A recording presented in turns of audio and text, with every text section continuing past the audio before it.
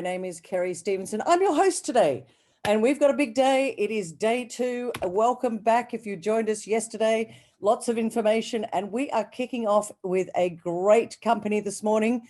Dr. Andrew Tunks, Managing Director of Meteoric Resources, is discovering gold in 2020 and some more.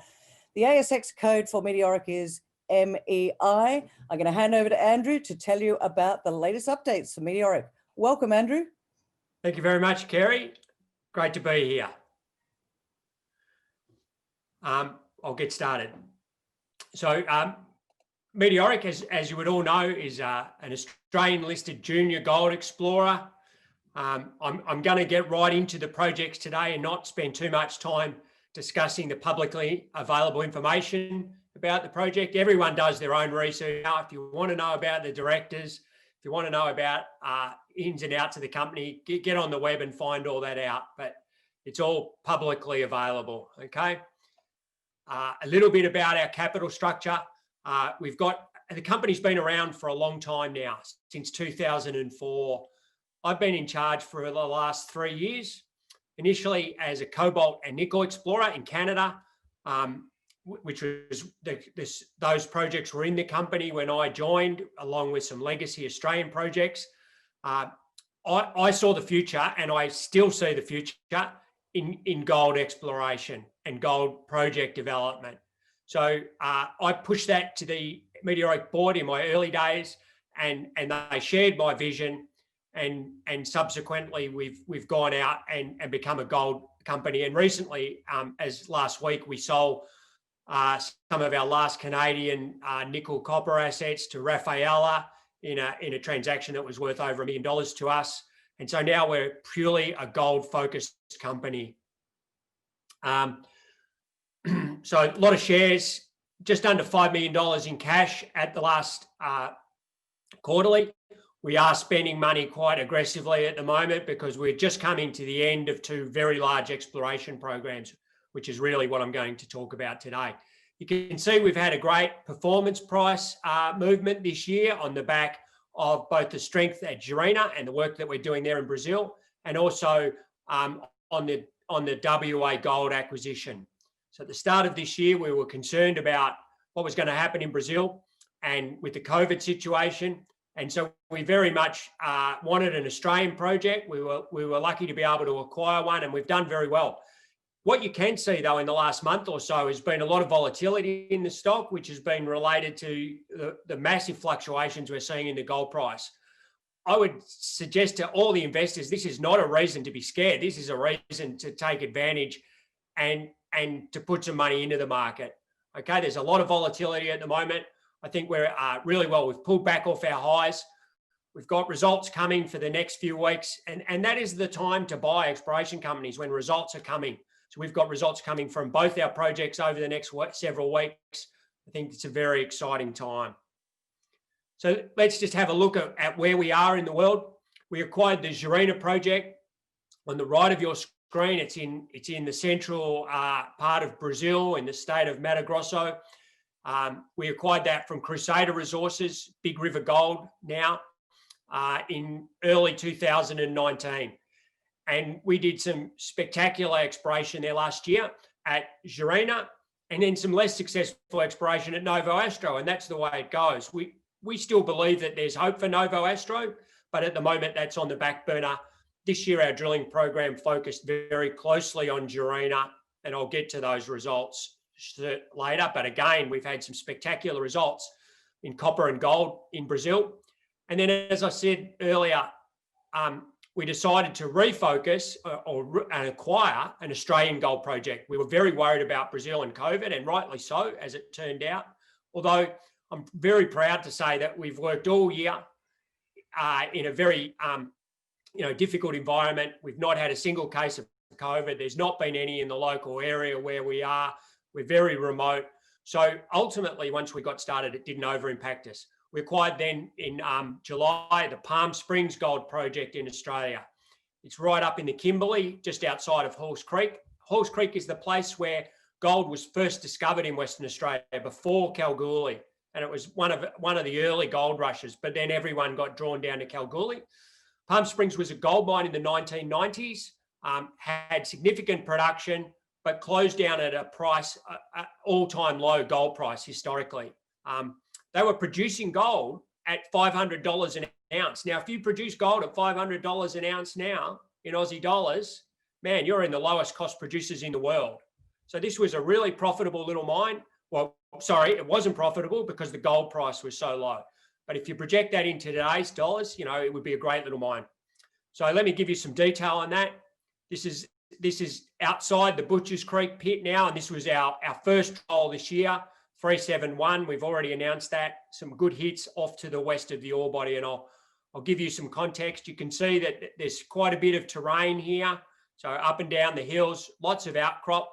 And in fact, you can even see the structure that hosts the gold in the edge of the pit there. So the project itself, we acquired 120 square kilometres of license, and those 120 square kilometres have 60 gold occurrences on them. And the two main ones are Butchers Creek, which was the mine in 1990s, operated by Precious Metals of Australia, and Golden Crown, which was is a resource that was completed by Northern Star, an inferred resource. Butchers Creek produced 50,000 ounces at just over 2 grams out of an open pit, and it shut down in 97 on the back of the low gold price. It went into care and maintenance, but it never came out of care and maintenance, and ultimately it was closed down. There's been no work done at Butchers Creek until we came this year. So 23 years of nothing being done, right? Which is quite amazing. And that feeds back into how we acquired the project. All the data was on paper, wasn't digital, and it was a huge job. And it was only COVID that gave me that opportunity, that I had staff sitting around not doing much, that we could go back and go through that paper, which was an extremely laborious process. So that's what we've acquired. We acquired it for $1 million and some payments down the track that are based on decision to mine, etc. So this is a aerial view of the open pit itself. You can see it was developed in 3 stages.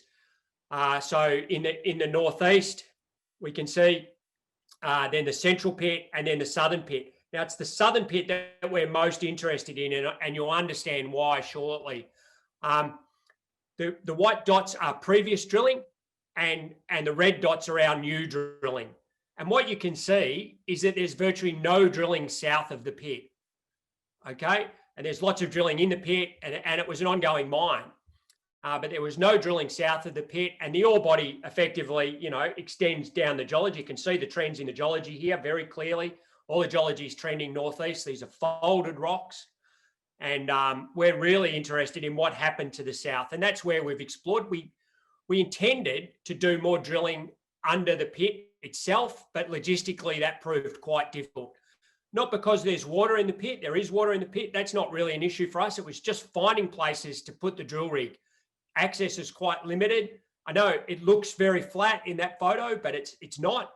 And so access was limited on the sides of the pit. We couldn't get into these areas, and that limited what we could do under the pit. So really, what does that mean? It means next year, as soon as we can get up to the field, we're going to pump the pit out, and we'll be drilling under the pit. It's possible we even go straight to grade control there, and soon you'll understand why I think that's a possibility. So this is the same drawing. I'm sorry, my pencil hasn't gone away there. I might just erase that very quickly. So this is the same look at the map, and you can see the outline of the pit, the holes that we've just drilled. Now I'm going to walk you through some cross sections from north to south, and you'll see what's going on. So we're looking under the pit at first. So this is our first cross section, and you can see here the holes that we've drilled are in blue, and the holes the previous people have drilled are in black with yellow where the gold is.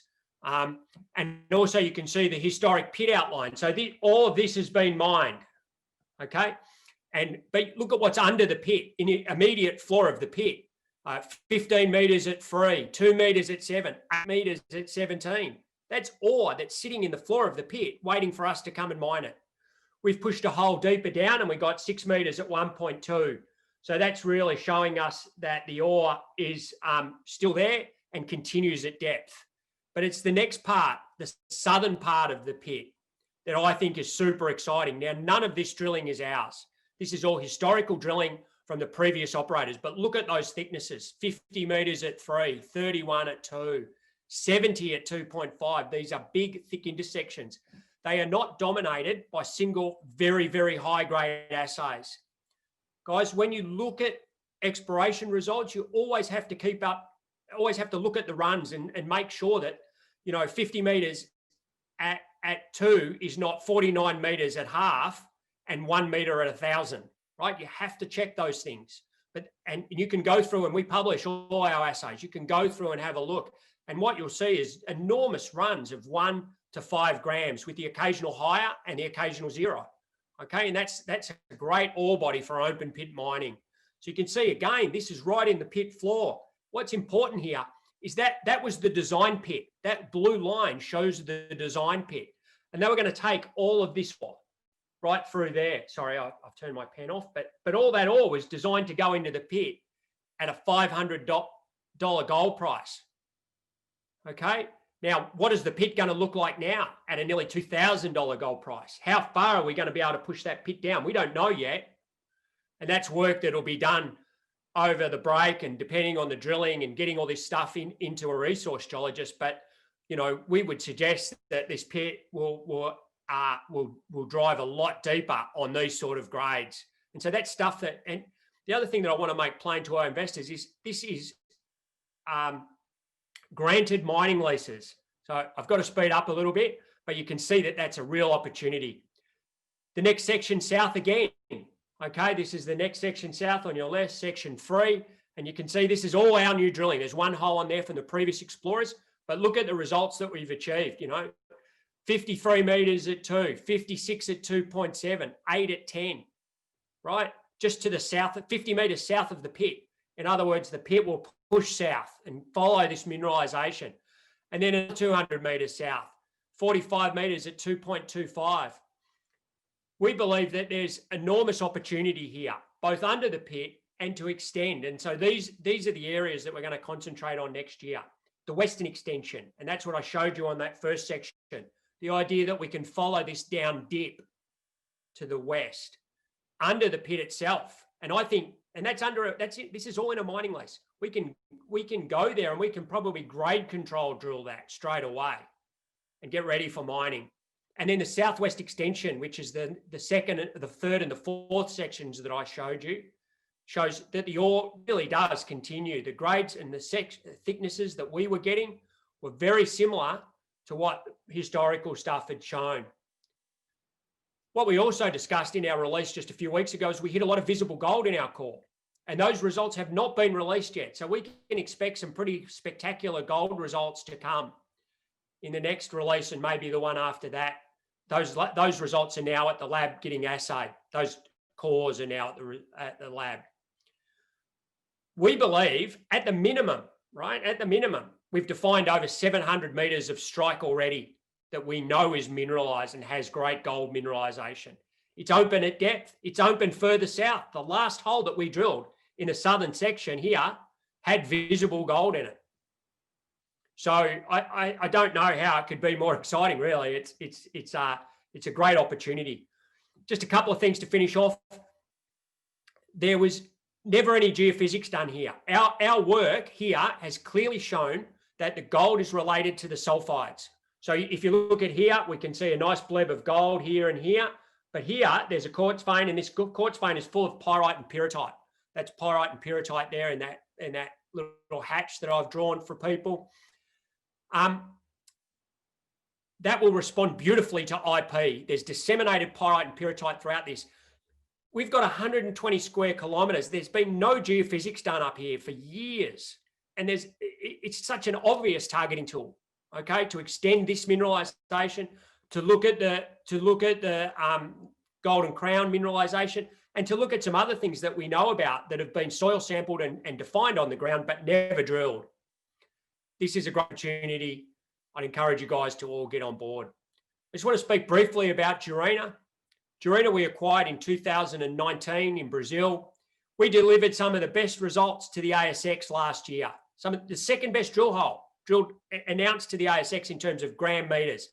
So that's when you multiply the thickness of the intercept. So 20 times 94. I can't remember what the exact number was. It's a bloody big number.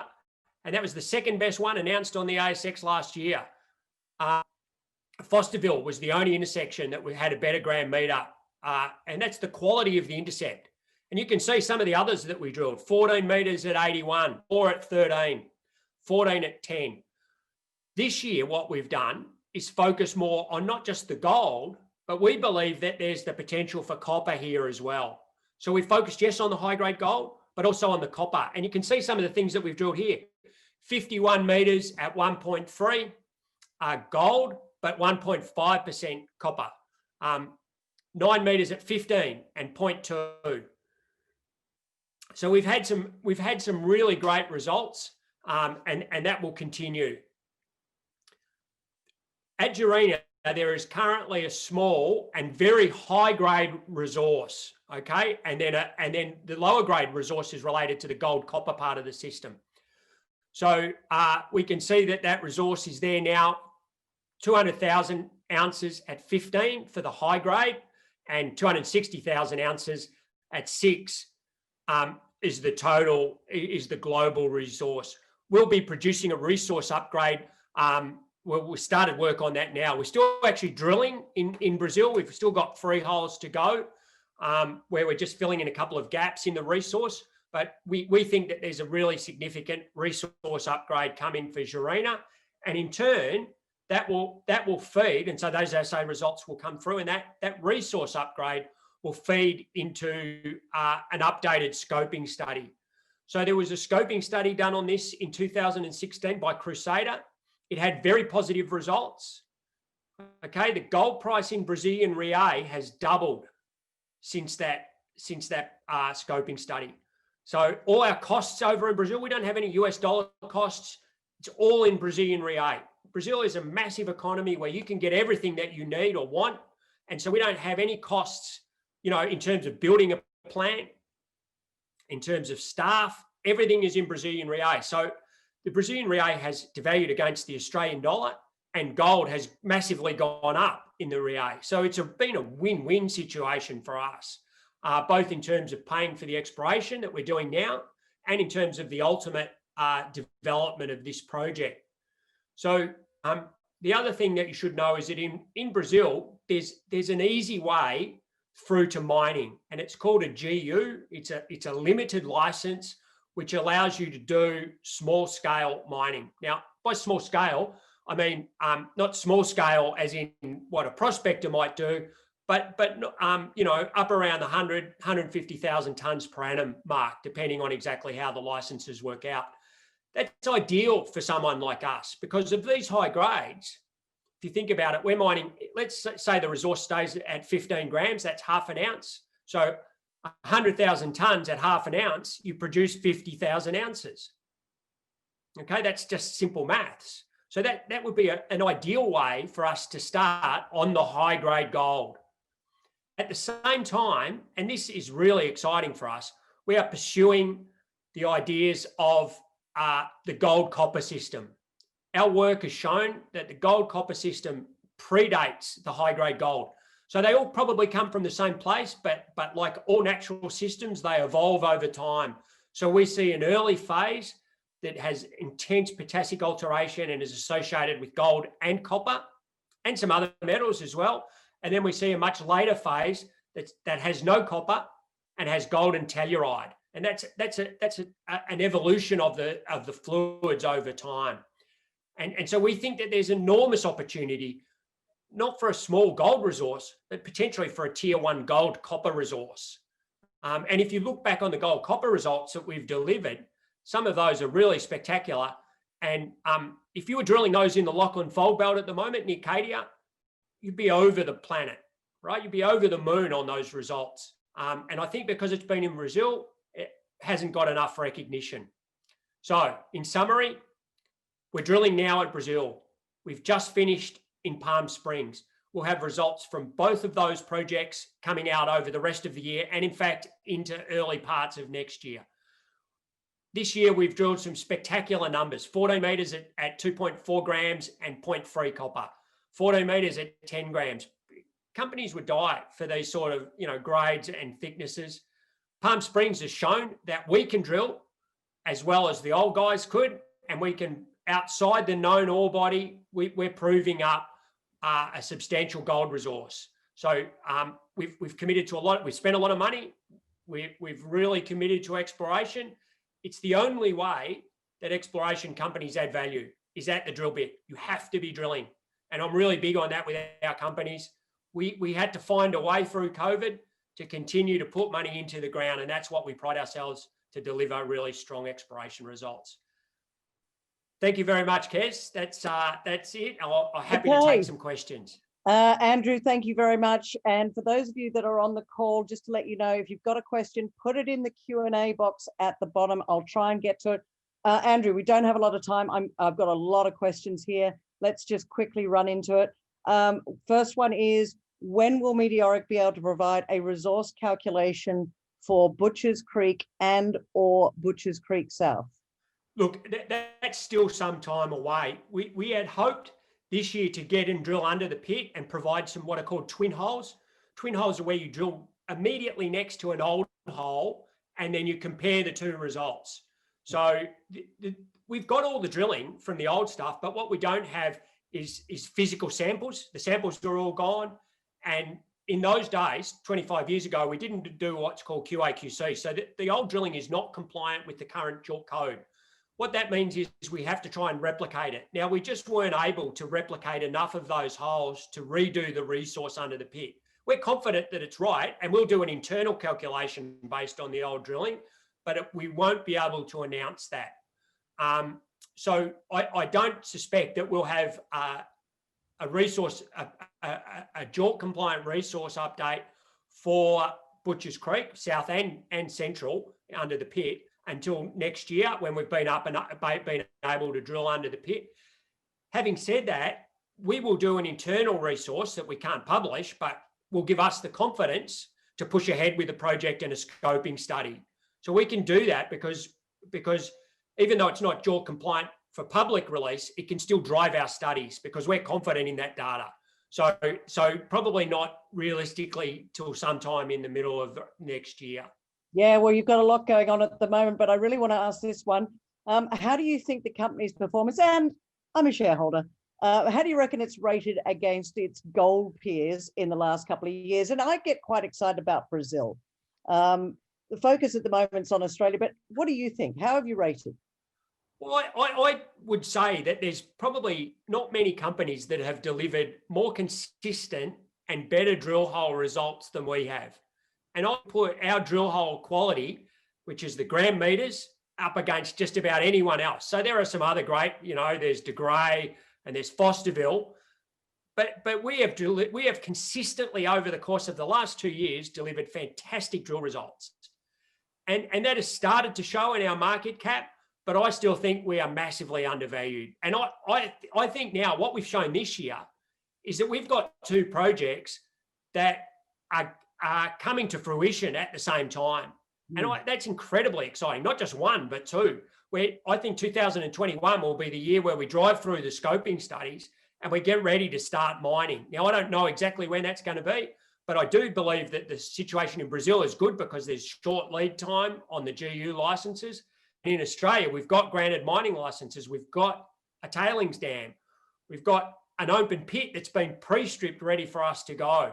So I'm very confident that we've done a great job in the last 2 years, and I would encourage shareholders to be like you and get on board, Kez.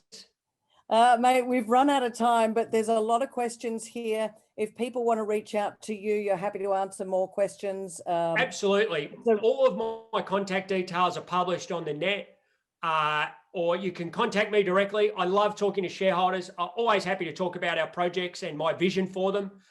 Or contact NWR. Fantastic. Thank you very much for the opportunity, Kerry. Great to talk to you. Andrew, I'll say one thing, your passion comes through loud and clear. One final question, is it going to be like 50-50 Brazil, Australia, or is your focus more on Australia at the moment? Kerry, I suppose it was tending towards Australia as we went through the year, and certainly at the start, once we acquired Palm Springs, we were very excited. However, there's been some developments late in the Brazilian year around us doing the IP survey, and that is really looking for the gold copper source at Juruena.